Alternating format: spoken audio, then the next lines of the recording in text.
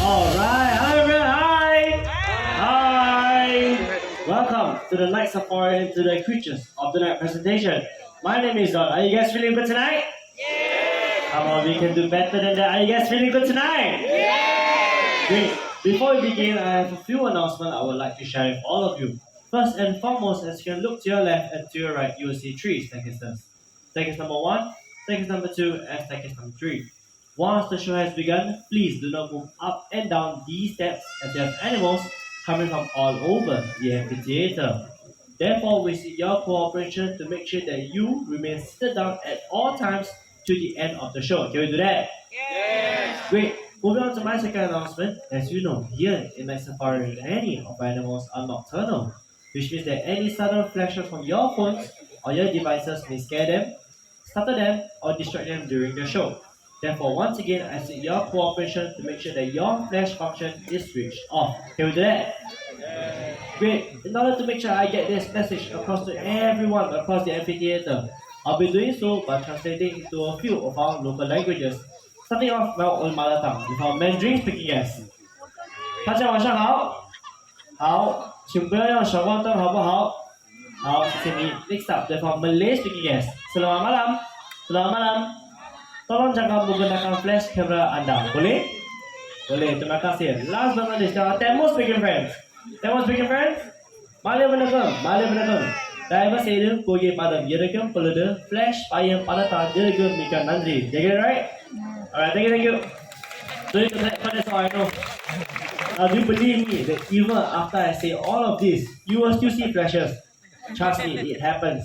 So once again, I remind all of you to make sure that your flash function is switched off. And while you're doing it,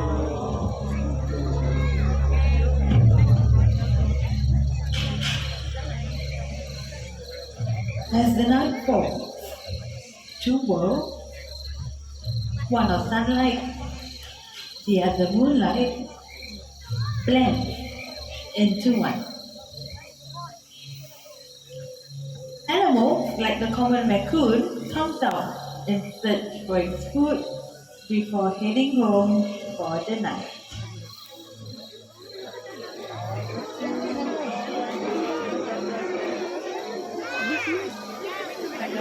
Using its sharp claws, it searches for its favorite insects, worms, snails, and even the prized eggs.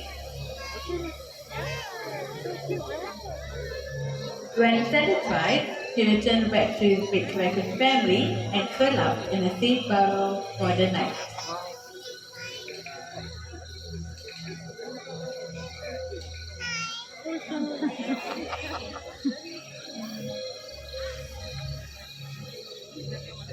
Light. Hidden among the shadows, nocturnal animals emerge from the dark silhouettes of the forest. With a body striped to provide perfect camouflage, a fishing cat appears along the riverbank. Now this animal loves to swim and dive underwater in search for its food. It has a layer of fur so short and dense that the water cannot penetrate through it.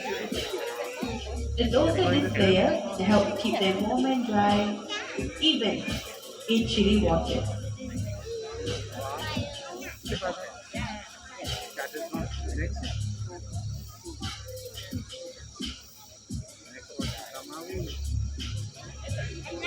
Sad to say, this animal is not doing so well in the wild because of habitat loss as well as poaching. It is our duty to protect this quiet hunter before it disappears forever. Once again, a very good evening, everyone, and welcome to the world of the night hunted. Now, I've often been asked how do nocturnal animals survive in the dark, while all animals have unique adaptations for survival in the forest.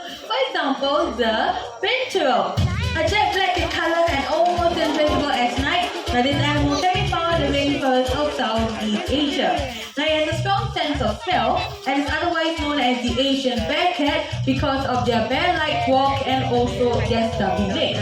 But they're also, in fact, well known for their long and prehensile tail, which actually enables them to hang down from the branches of the trees just like that. Well done, Nanya! Now, in fact, the tail of this animal is so strong that it's easily able to support the entire body weight as they hang down from the branches of the trees. Now, believe it or not, Nanya here weighs about 13 to 14 kilograms, so you can just imagine how strong that tail really is. Now, binturong, they have an average lifespan of about 20 years in captivity, and it's otherwise long for such a small mammal. Now, besides feeding on fruit, these animals will also feed on fishes as well as the eggs of small birds and other mammals as well. Now, for those of you sitting in the audience, if you come across a binturong in the wild or also manage to come to them up close in captivity, now you might find that it actually smells like butter popcorn or even pandan. Now, this is actually the natural scent that is given off by these animals. Now, it looks like Nanya is headed back home. Let's give a round of applause for Nanya. Well done, Nanya. Now, civets, they are actually a member of the... binturongs are actually a member of the civet family and they have a very strong sense of smell. Other animals rely on the acute hearing sensors and that would be... How many of you believe me? Yeah? Okay. So what Midnight is going to do is he's going to fly across the amphitheater and land on that green stump over there. For those of you who are still confused or who doesn't believe me, just take a look at Midnight. Alright, Midnight, whenever you're ready, let's go.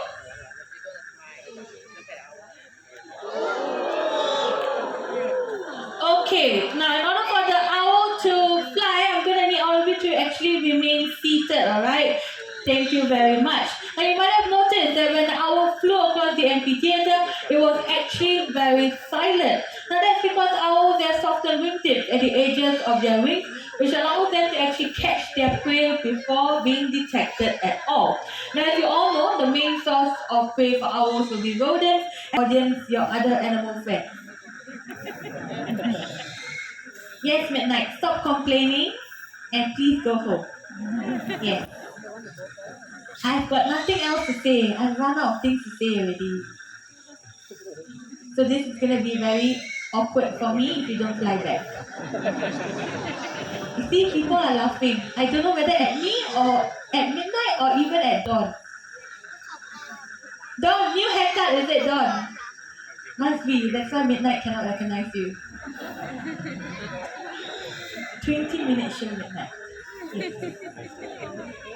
And there we go! Well done, Dawn! Well done, Midnight! Thank you very much and we'll see you later on at the end of the show.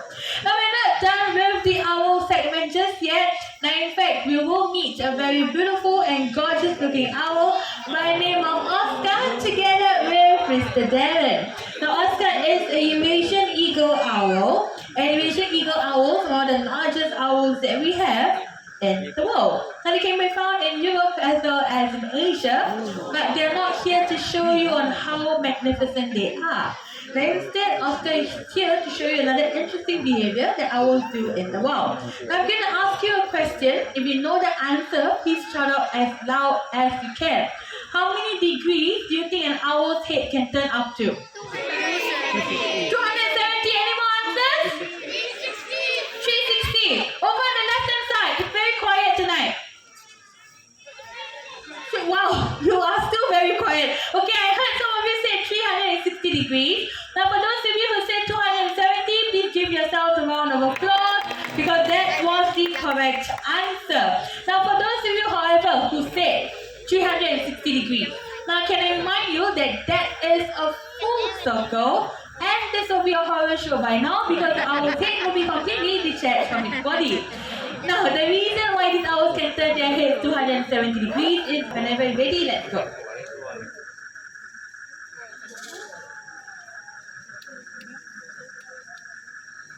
And there we have it, another 270-degree head turn. Hi, sorry, can you please turn off your flash? Yeah, thank you very much. Okay, for those of you who have missed it, not to worry, Oscar will be showing it to you again.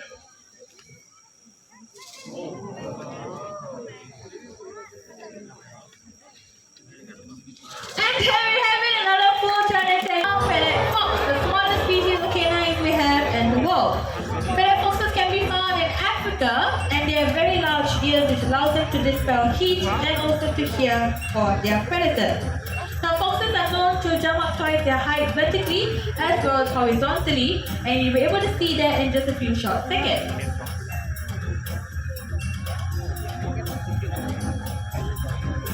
For those of you sitting in the first few rows, do take a look at Foxtrot's paws. Now you notice that it looks like he's wearing shoes, and this allows him to walk on a hot stand and also keep the paws warm at night as well. Foxtrot here is about 3 to 4 years old. He's an adult, he's not a baby. He was right here in the night safari, and yes, he'll remain this cute forever.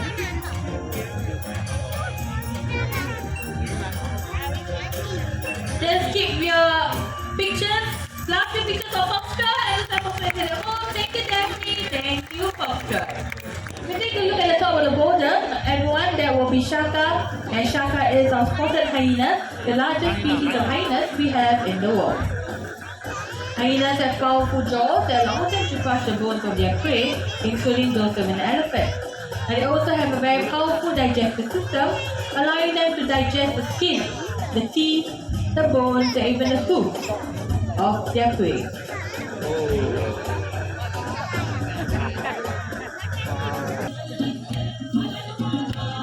But just keep your eyes peeled. Now the feline I'm talking about is actually a slender-billed serval. And there she is, and she goes by the name of Shami.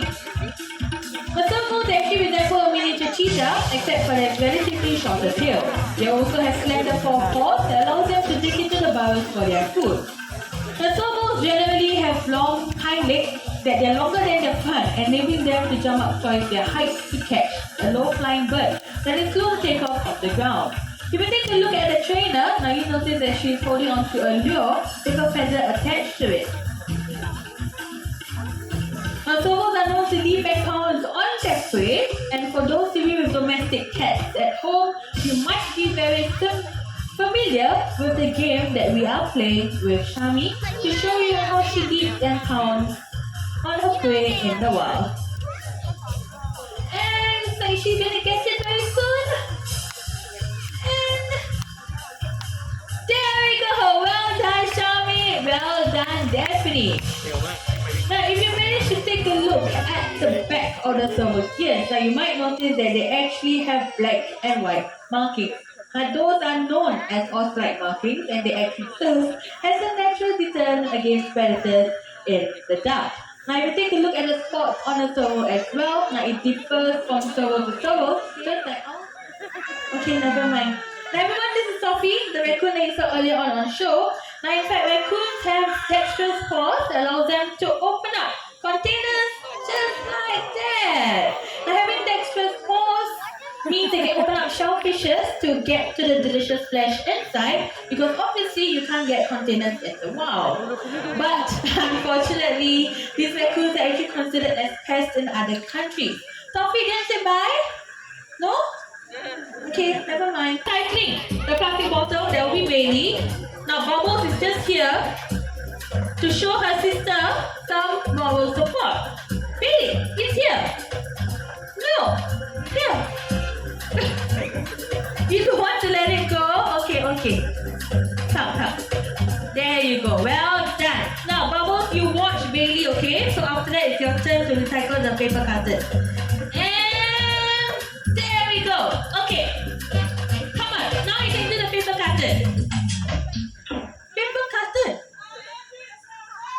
What do you mean do it myself? Okay, never mind. I'm gonna do it with all of you. Now paper carton, does it go in together with aluminium?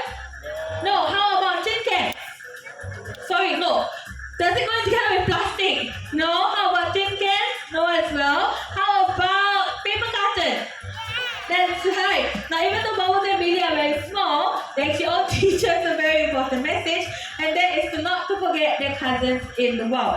And this is how we recycle, reduce, reuse all of our stuff. They should all teach us a very important message, and that is not to forget their cousins in the world. Now remember, all of us here can make a difference. It's just a choice of difference we want to make. After all, the greatest